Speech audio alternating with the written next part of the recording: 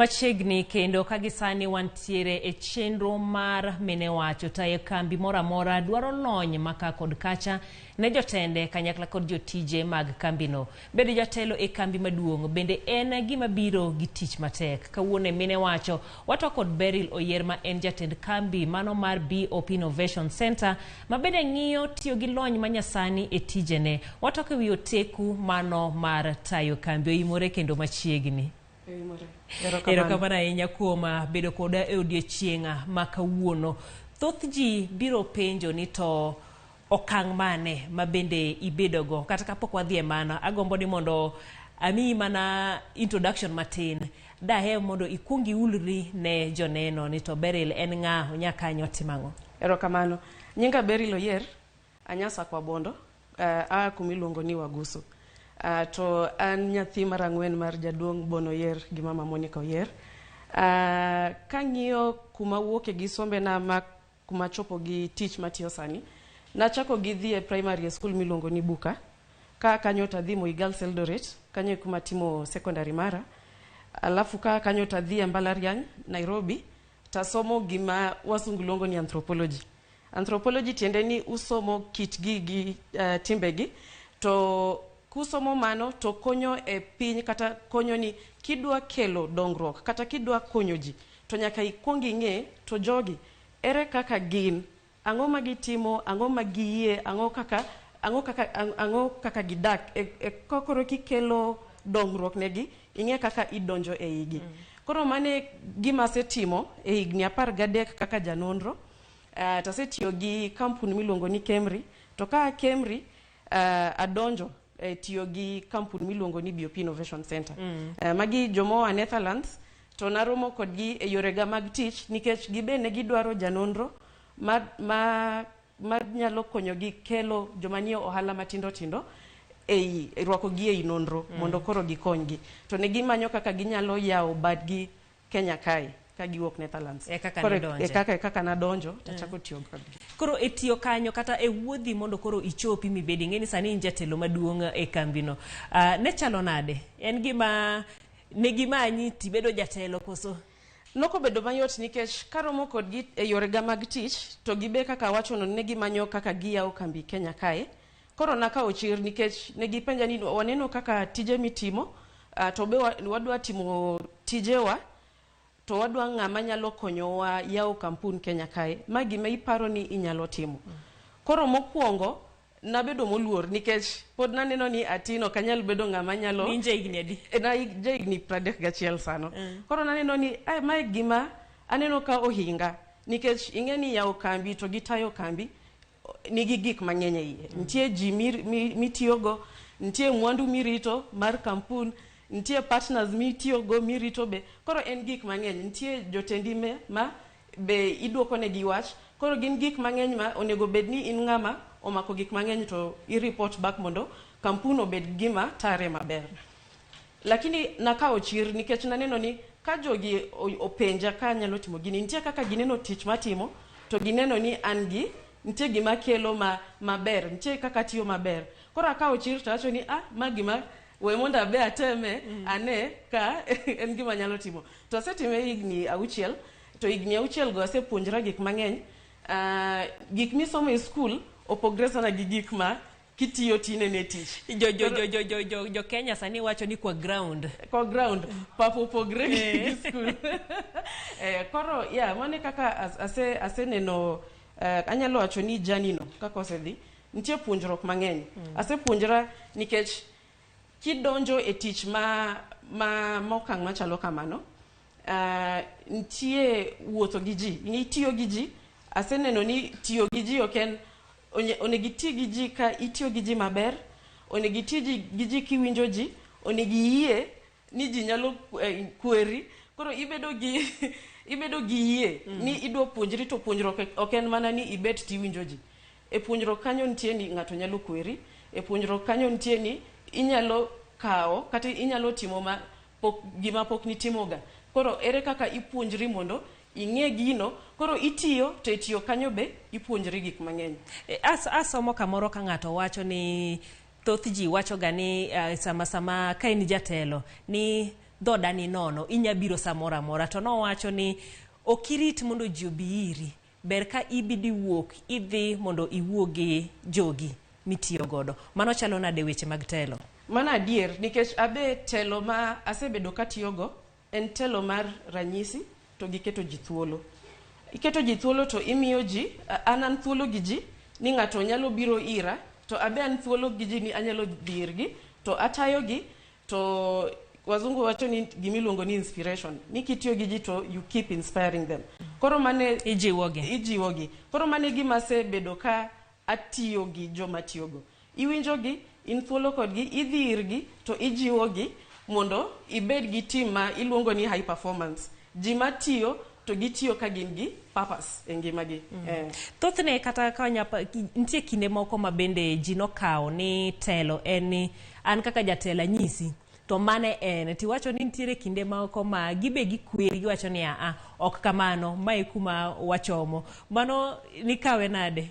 Mano otek nikech samoro ing'eyo ni kin jatelo onego iyaw kaka niwacho ni onego iyaw dhot to irwako ji. To kirwako ji onego iwinj gima ji wacho be. To ji nyalo kweri nikech ok ochuno ni kin jatelo to gimoro amora miwacho e adiera donge. Nikech jomitiyogo gibe gin jomo dhi skul, gibe gin joma gise tiyo kuonde moko, koro gibe gin gi lony. Gin gi lony, exactly. Koro ok inyal wacho ni kaka inyisogi e kaka onego gitim. Koro iwene gi thuolo mondo gibe gitim kaka ginyalo to kaka ging'eyo.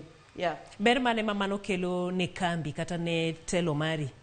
Mano ber nikech koro ji ong'eyo ni gitiyo e kambi ma gibe ginyalo contribute. Ginyalo contribute ne gima kambi dwaro gero, objectives ma kambi dwaro. Koro ok ni gina kanyo ni kaka onyisgi kaka gitimo. Gitiyo nikech giwinjo ni gi contribute e kambi no. Koro ineno ka ntie winjruok. To koko bedok ingeni kar tich koko nyalo bedo mang'eny nikech kibedo ni in ki tayo ji to kaka iwache kaka gitimo tiwinjo ka ntie ji ng'un ji ok mor. Koro kiyaw ne ji yo mondo ji be wacho kaka giparo ni inyalo tim tineno ka koko dok piny to kata tich ji jiwre to ji tiyo ka gimor. An mano kaka seneno. Yeah. Beril e higni matin mosekalo nyaka COVID-19 ne donji kembo sekale lokruoge mopogore utingo kanyo nitie jomoko ma bende wito tijegi kata ing'ado sara lokruok makamagi ok ochuno ni gibed mawacho go lakini sama koro ibedo katikelo lokruok matek madwa chal gi mago ere kaka iiko jotijeni? Hawi maber kaka COVID-19 nobiro ok nwadhi e shida mani koro nonego wagol ji e tich. Gima nyalo wacho ni notimrenwa ni koro nwadwa neno kaka wanyalo loko ni ji nyalo tiyo ot ni ne ot titiyo to okibi office to podi nyalo tiyo ot to podi bedo productive. Okay, koro mano emane nadwa neno ka nigi pek matin nikech ing'eni ka ng'ato tiyo mabor gi office to okirang gi machiegni nikeni boti adier no neno ka jomoko ya Zoom to kete kanyi neno ni jailieta nitie to be onge eno timo tije ne mamoko lakini koro kanyo gima nwatimo ni be nwatemo timo training matin ne joma watiyogo mondo gi understand kata ging'eni tiyo from dala kata tiyo from ot mano tiende enang'o to ere kaka inyalo tiyo to pod in productive kata kine ot to pod ineno ni in part of a team iwinjo ya koro ponje matindo go emano wajiwogo ji to samoro tiyo ot be okiyot nikech ot kanyo nyithindo nitie ok gidhi school COVID-19 osetimore donge koro koko beng'eny koro en environment mane minyalo miyo ng'ato mondo owinj ni pod onyalo tiyo to i-support gi kata ikonyogi ni gik moko kendo matimre mang'eny ot kanyo pod onyalo tiyo to i-understand koro ing'eni iketo ji e ratil onego giti to you're supposed to onego i-support nikech koro idwa neno ere kaka ng'ani nyalo tiyo in a comfortable environment. Wach mar kete ratil no bende anya kele ne in kaka jatelo. Ngini samitayo kambi makamano ero to tije mitimo go ng'eny engimani mamoko kuonde mamoko ere kaka ibendi keto ratil? mondo kamoro kik hinyre to moro yudo ber? Otek nikech ing'eni tich be dwaro time mar ng'ato mang'eny. To kaka iwacho, nitie gik moko ma pod dhi mbele gi ngimani, nitie nyithindo, nitie familia. Koro itema keto ratil ni waluongo ni, msungu wacho ni work life balance. Ni kata kidhi e tich to samoro ikawo time off. Iwacho ni koro adwa bet gi nyithindo e seche machal kama, mondo koro sano okawuotho kadhi nikech an tija be awuok oko mang'eny.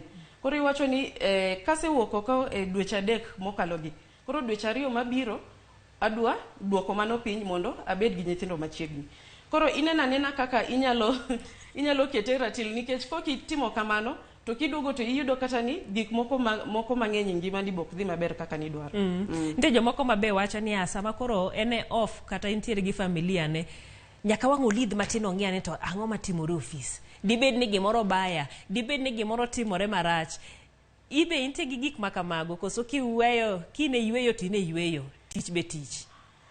Samoro tek nikech ka in jatelo, to nitie gik ma samoro tek ni mondo iwe ni ng'ato mondo tim.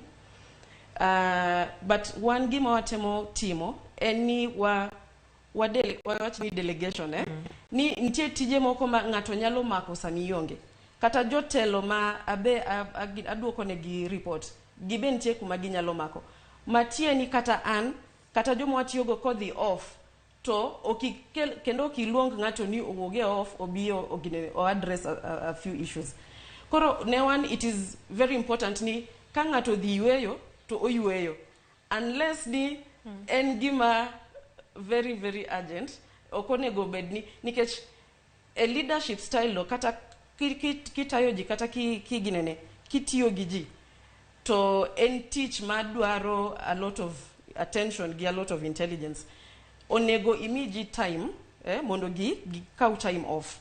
Kokitimo kamano tichako winjo ni ji chako yudo, tinde wawinjo gik mang'eny around mental issues. Yeah, ni ji yudo mental breakdown nikech koro ebe okopang maisha ne kaka onego pangi nikech a lot of nguvu ne mang'eny dhi e tich. Okonego bedo kamano. Erokamano Beryl, ka watieko dwanisa ni kaka ng'ama miyo mabende nitiere e telo, ang'o mabende sipuonjri e higni go mabende nyalo jiwo go mine mamoko? Asepuonjra abo wacho gik moko 2 ma ananino ni asepuonjra to ber. Achiel, winjo mana wacho ni kaka mine onego wayie wawinjo to wapuonjre to wamiyo ji thuolo kar tich kuma wantie. Nikech kaka nawacho ni bedo ng'ama miyo e telo okiot. Ji ng'iyi to ji paro gik mang'eny ni be mama ni oyom koso nyalo tiyo adier. Koro jiwruok no kawo chir en gima dwarore. To mar 2, mine okonego nikech samoro ji dwaro ni ng'ama miyo telo ka ng'ama dichuo. Ing'eni chuo gitelo gi command, gi thuon. To ng'ama miyo en telo ne en mar ng'uono.